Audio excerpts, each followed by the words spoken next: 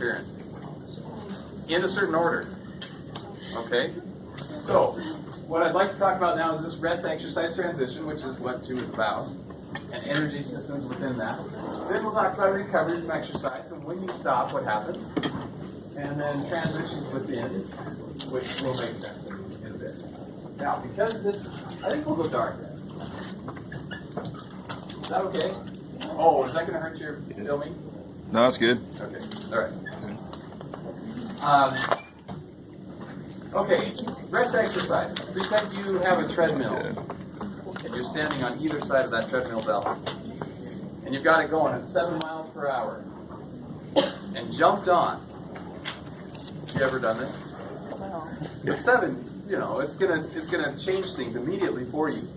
And immediately, your ATP demand is going to go up to that 7 mile per hour demand. So as soon as you step on, you have to catch up, or else you're in the back, right? And run burns and everything to go along with that. But at 7 miles per hour, that's a good amount of ATP use. A lot of work that you have to do. Good question, Allie. Okay. So that ATP requirement is right there. That's actually an approximate deal right there. So ATP goes up just like that. It will mirror that. As soon as you jump off the treadmill, ATP demand goes right down like that. But it happens to stay up before, and how we get to this level of ATP supply makes a difference, because we will cycle through those three energy systems, balancing them as needed, so that we can get there and cover it as efficiently as possible. What is the most efficient way to get energy? Aerobically, you get 32 out of a breakdown of glucose, whereas with anaerobic, you're only getting 2 or 3. But that doesn't mean that we can't use pyruvate for other things. But still, anaerobic is faster, either by ATP-PC or by glycolysis. But the efficiency of aerobic is much better. You get more ATP per glucose molecule, for sure. Jeff? So I guess my question with this is that earlier this week we were talking about inhibitors and stimulators of these pathways. Yes. ADP and ATP are some of the most components of that. So how do you have a net influence on these metabolic pathways? That's why we need some of the other modulators. Those other modulators, ATP, and if you have ATP, all of these systems are going to slow down, and that's the way you kind of really want it. If you have a whole lot of ADP, then all of them will lift. All of them will go faster. But how you trade off between one and the other, there are different reasons for that, and we're going to learn all of them. So that's a really good question. Segue into what. So we have to supply this amount of ATP, or else you fall off the back. How we do it is important. Good question? I will answer that. So you're saying that glycolysis and phosphoprotein are less efficient. If you were trying to lose weight, wouldn't you want to train that way then? Wouldn't you want to do like short bursts? Yeah, the less efficient you are, the more calories you burn. Well, it's yeah, and that's a good argument for high intensity interval training. But then if you there are different reasons why we can't sustain that for a long time with anaerobic. And, well, first of all, for ATP-PC, you don't have very much around. If you were to rely on it, you're going to last about 10 seconds. You won't burn very many calories in that period. And then you do glycolysis. What's going to fatigue you then? If we go over here to glycolysis, if we were to just run glycolysis really fast, what do we get a whole lot of afterward? Lactic acid. It's going to go to lactate. Lactate's going to be associated with the hydrogen ion. That hydrogen ion will make you stop within 40 seconds or so. If you're trying to max that thing out. So, yes, it's less efficient. That might be kind of nice, but you won't be able to take it out for very long. So you need to get some aerobic in there too. Okay, but that's kind of a side note. We'll talk about that later as well. But the most important thing right now is that we have to match that ATP demand with the supply somewhere within our system. We can't take anything more in at this point. It's just coming in. Shelby, sorry. Go ahead. I was just going back to efficiency. I was wondering what definition was. Because we get more ATP, but doesn't it take more time? So where does it go? Yeah, well, time is another issue. So we're saying, yes, it's more efficient to run, to get ATP aerobically, but it takes a little bit of time there, and you don't care so much about efficiency, you just need to get it so that you stay on the treadmill. So these others may not be so efficient, like running glycolysis, you're only going to get 2 or 3 ATP, but you need it right now, and it supplies it the way you need it. So when we're talking efficiency, we're not saying really the time element, we're just saying how much ATP you're getting out of glycolysis. So that's a good point to be made, and that's why we switch as quickly as we can to try to cover it aerobically if we can. But who knows what happens aerobically in the background? How long does it take for you to cover it entirely aerobically? 3 minutes. 3 to 4 minutes. If it's something you can handle aerobically, it'll take about 3 to 4 minutes to get up to that level. Okay? We could take it beyond our aerobic ability, our ability to provide ATP aerobically, and you'll never get there. And you'd still have to be covering that for as long as you can last with anaerobic means. I'll show you a figure about that too. But right now, we're having to match that supply. And what I'm showing you right here is a green line. What is that green line? It's your DO2. What are we actually measuring? Because those are actual data. We're measuring the oxygen that's being consumed, the volume of oxygen that's being consumed. And if we put it right here, we're calling it standing VO2. Are we using oxygen while we just stand here before we get started with this run on either side of the treadmill? Yes, we are. How much? You guys know this. Yeah, it's about that much. But how much? That's in, actually, that's in liters per minute. So you don't know. I want to know relatively. All of us, if we were to stand on either side of a treadmill right now, feet on either side, treadmill going, we'd burn about the same milliliters per kilogram per minute of oxygen. What is it? About 3.5. Okay, so that's about 3.5 there, and that happens to be 1 met. Remember how I was talking about a real met is when you're lying down, but standing up it's not going to be a whole lot more, slightly more. But it'll be about 3.5. And we then take that to many times that when we go up to moderate intensity, and in this case, if it's 7 miles per hour, for some people that's in the vigorous intensity category. And actually for all of us really, if we're to count it according to men. Yes? So just to make sure, in the book it was giving like a 70 kilogram person as the example. So if it was a 120 kilogram person, then it would still be 3.5. It'd be still 3.5 per kilogram per minute. But that 125 kilogram person would be burning more absolute calories. In general. Yes. Okay. And in this liters per minute, he would be burning a whole lot more because he's consuming more oxygen for that bigger body. Okay, so this is actual oxygen consumption. So you're going to see it rise within that first 3 minutes, and it will level off at that level that you need to sustain that exercise by the ATP covered aerobically. Okay. Now, in the meantime, we're covering that we're supplying it by different means. Cool. I don't know what that was, but we're supplying it by different means. And that's by the first 2 aerobic systems, or anaerobic systems, ATP-PC and anaerobic glycolysis. Okay? And you do realize that glycolysis can run anaerobically and aerobically, so it's running anyway. But at this point right here, during this what we call an O2 deficit, where we don't have enough oxygen to supply our ATP demand, we fill that in with anaerobic means. We create the supply anaerobically. Okay? We call it O2 deficit. We used to call it debt, and then here we're talking about used to. But it is deficit because we're going to have to restore that.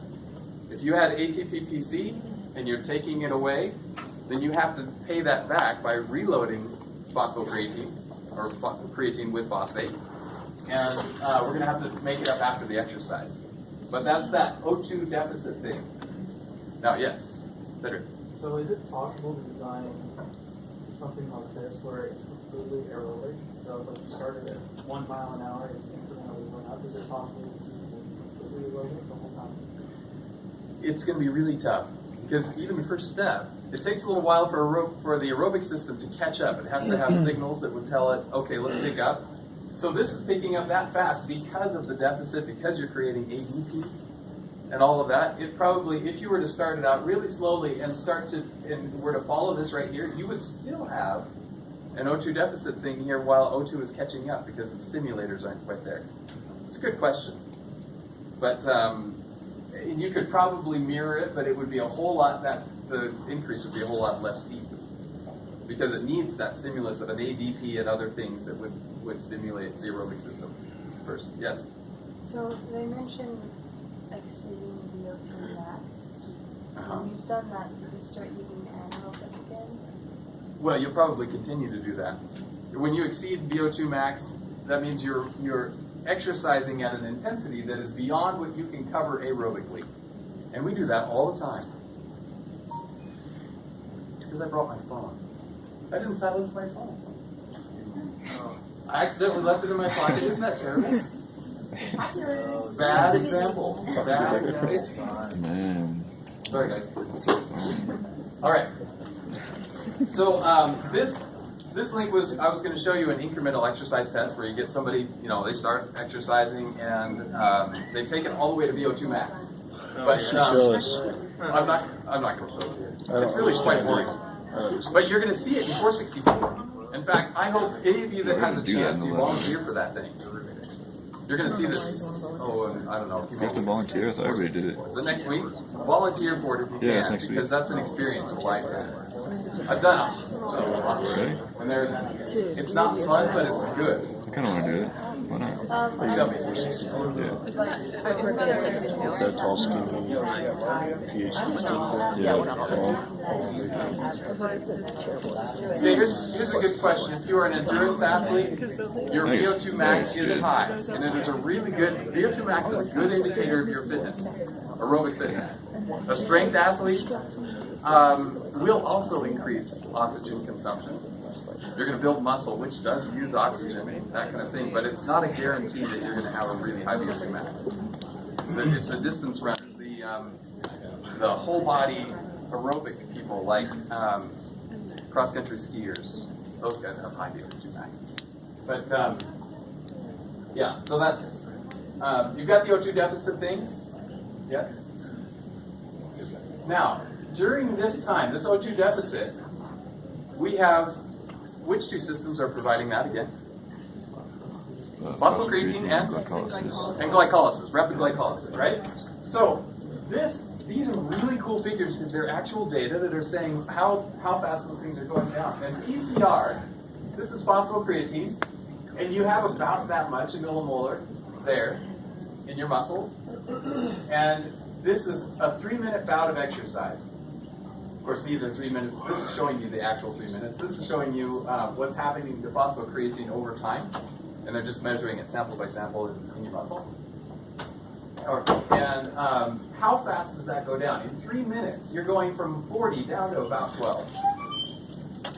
This is a 3-minute bout of exercise. So you can see there's not a whole lot of phosphocreatine available there, and you will run through it fast. And it's not a straight line. It doesn't go down linearly. You will use it up faster, and then it will start to slow down as you get toward the end of your ability to do it. Partly because it protects itself so that you don't run out entirely, and also because it's sensing that the glycolysis is ramping up, and you're starting to cover some more of that ATP supply that way. But this right here in small print says rate of ATP production from PCR hydrolysis. So you can see the rate starts out really high in the first minute, starts to ramp down. That's why this curvilinear thing. Okay, so now you understand what this figure is about. That's phosphocreatine. This one is the rate of glycogenolytic ATP production, meaning how much are we breaking down glycogen to create ATP. And when we break down glycogen anaerobically, I mean it's done aerobically or anaerobically, but when we use it anaerobically, that breakdown indicates how fast glycolysis is going. Okay, so in the first minute, it's picking up as fast as it can, but it's not going its full speed yet. It has to sense a little bit from phosphocreatine that things are winding down up there. and it will pick up. And you remember, it has a whole lot of these steps to go through, right? Phosphocreatine can just snap it out like that because it's one reaction. But it takes, a good minute to get this thing up to, or even 2 to get it up to its peak.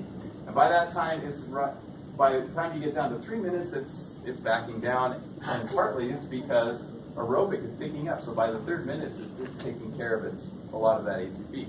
So you can see the transition from PCR or from phosphocreatine to rapid glycolysis, picking up by 2nd minute, and then aerobic picking up the rest of the slack. And by about 3 or 4 minutes, you're able to handle it aerobically.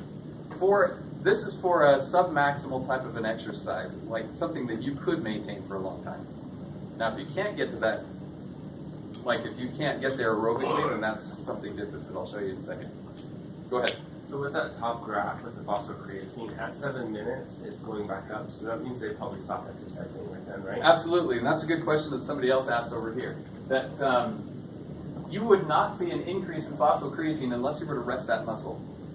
So if you were to continue on with this graph right here, where you're continuing to exercise out to 5 minutes, that phosphocreatine would stay low until you stopped using that muscle.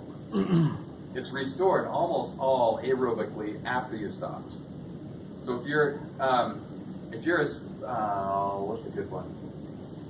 Marathon runner, you don't want to burn up that phosphocreatine. You're going to start a little bit slower. You're not going to start out of the blocks for a marathon. Because just in case you need a little phosphocreatine, you're not going to get it back until you stop. Okay? So that's one of the things you kind of pay attention to a little bit. So it's not until you stop that it will actually restore. Yeah, that was kind of my question. So, like, the example you're giving is like staying on the end of the treadmill to running full speed instantly. Yes. And so, so is there a benefit, I guess, to your body? Because like we're always supposed to warm up. So if you were to kind of ease into things, how would that affect? It would probably decrease the amount of O2 deficit that you have. But even during the warm up, what's that? Is that deficit bad? No, it's not. That's not bad. It just means that this is something that you're going to have to make up when you stop. And we're just accounting for that and showing you how these energy systems work together to make you get up to this high levels. And so if you were to start an exercise a little more slowly, like Cedric is talking about, then you probably will decrease the amount of O2 deficit you have, which then means that you don't have as much recovery time. But I'll show you the recovery. I keep telling you I'm going to show it to you. I will. I promise. There it is. Here's going up to a VO2 of 2.5. This is something that you can handle. Most people can handle. O2 deficit here is caused by those anaerobic systems supplying ATP like you need it, and you won't fall off. And then we're stopping at 6 minutes. Okay? As soon as you stop, the ATP demand drops to match the level. The demand drops to match the level that you're working at. So you're back down to 3.5 milliliters per kilogram per minute, right? Except that oxygen stays up in kind of this nonlinear fashion with a rapid component coming there and a slow component out there. Okay? What explains this rapid component? Do you remember from the... I tested you on it, I think, in the quiz. Do you remember what this is? There are certain things that would contribute to EPOC, which is excess post-exercise oxygen consumption. Do you see what that means?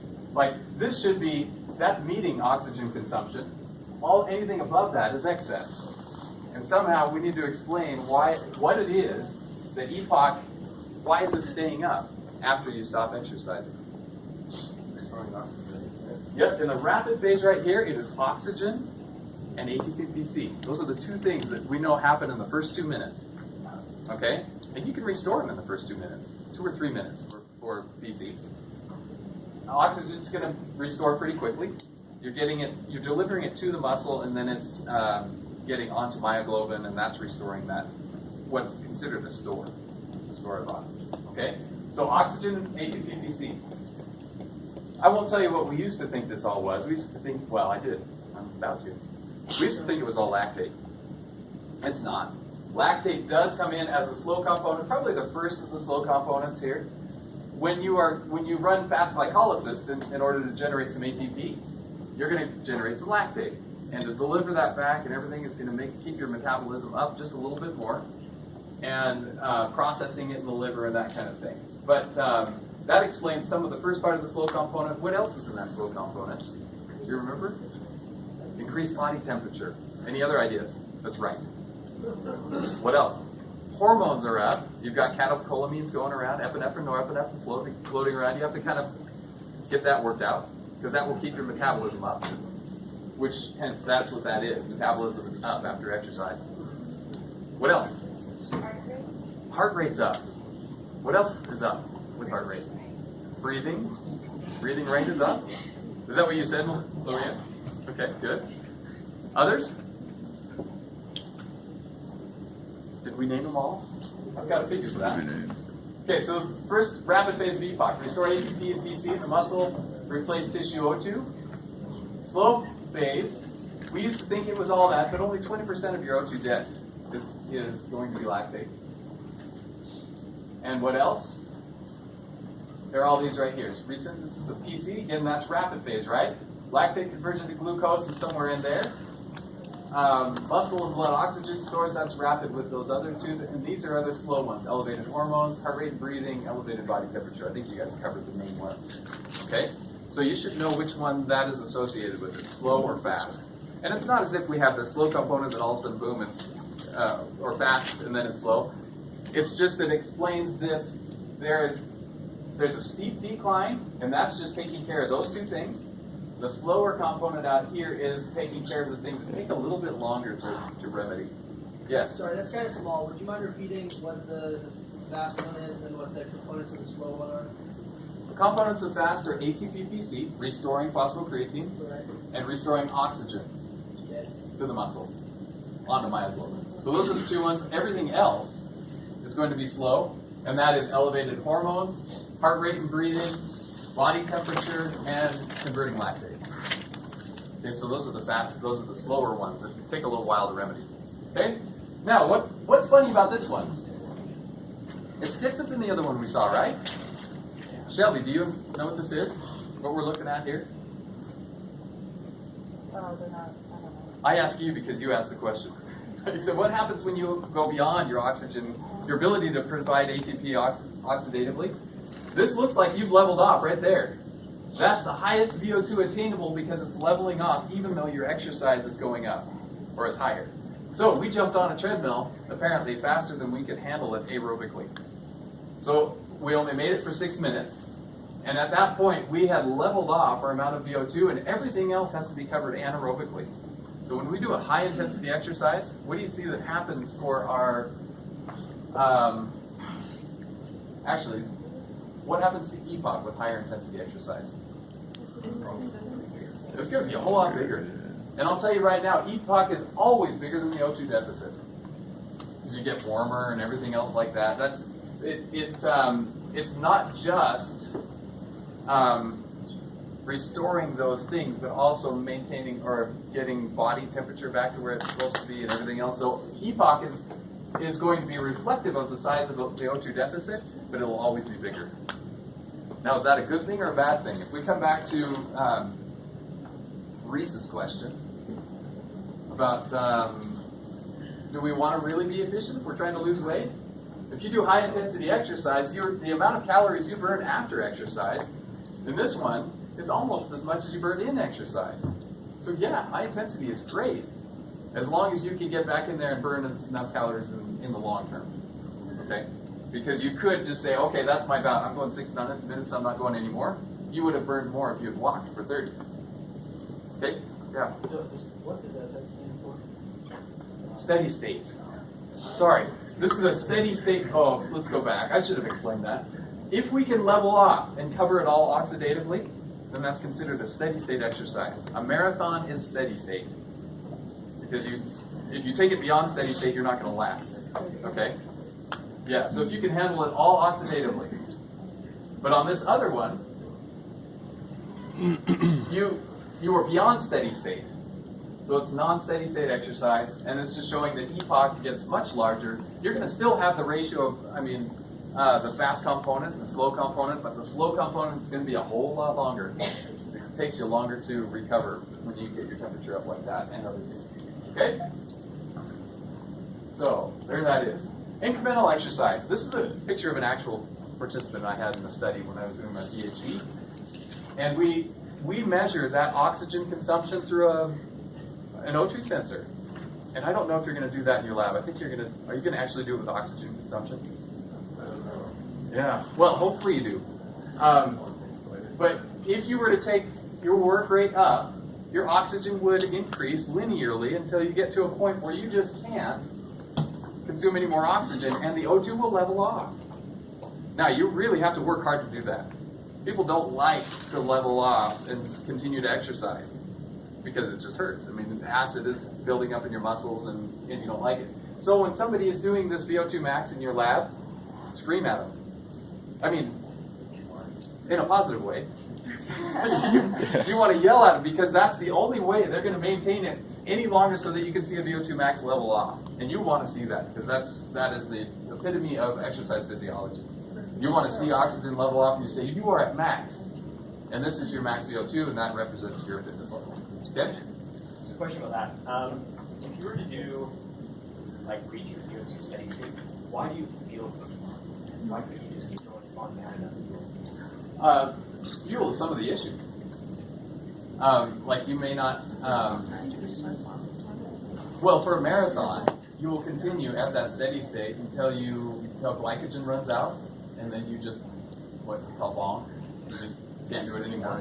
And we'll talk about how we can supplement your glucose in the blood and all that kind of stuff. But if you're talking just for a half an hour, you're not going to run out of glycogen during that time, but you still wear out, right?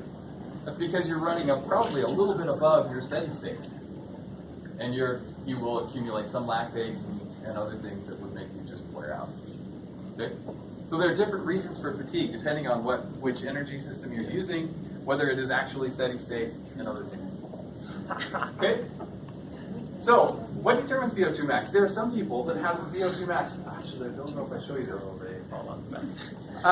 That have VO2 maxes that are just huge, and others that don't.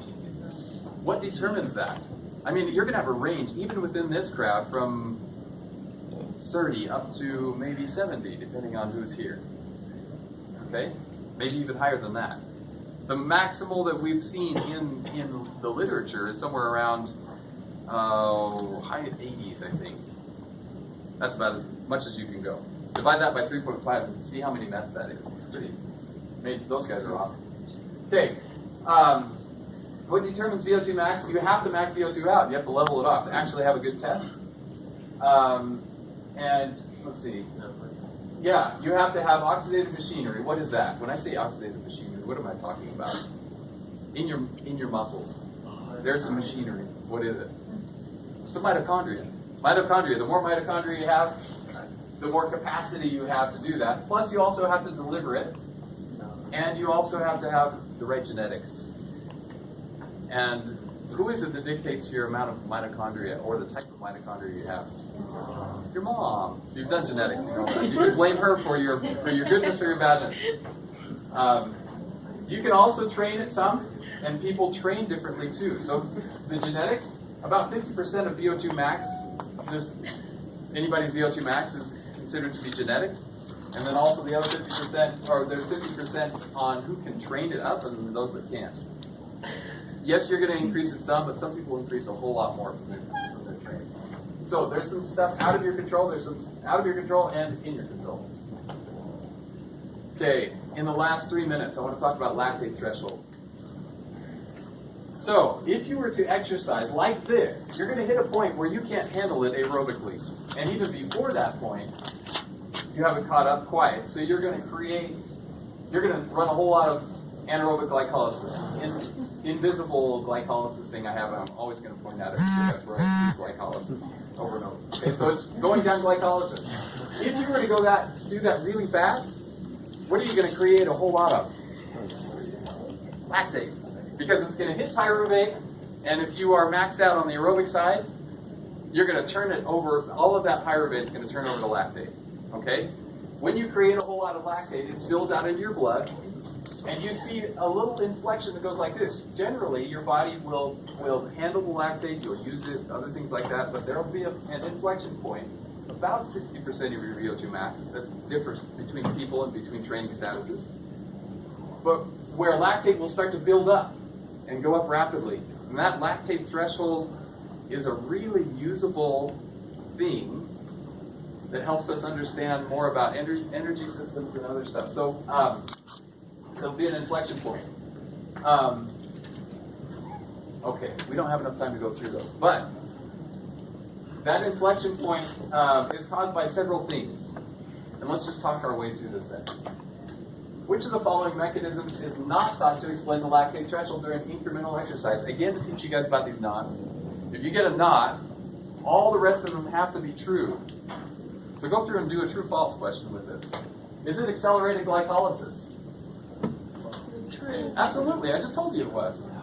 You know, if we do glycolysis over here, you're going to create more lactate. So that's one reason why we hit a lactate threshold, okay? Where it would start to increase. Low muscle oxygen? True. True. Yeah, if you don't have enough delivery for that oxygen, you're going to have to rely on lactate. Okay? Reduced rate of lactate removal. True. Yes, also true. If you can't get it out of the bloodstream, then you're going to have a buildup, and that would explain that inflection. Decreased rate of oxidative phosphorylation. True. That's true. Seems like it would make sense, but it's a decreased rate of oxidative phosphorylation. Generally, oxidative phosphorylation is going to continue on up. The only time it would be, actually it doesn't decrease, it would level off. So oxidative phosphorylation is going to continue to increase past that lactate threshold.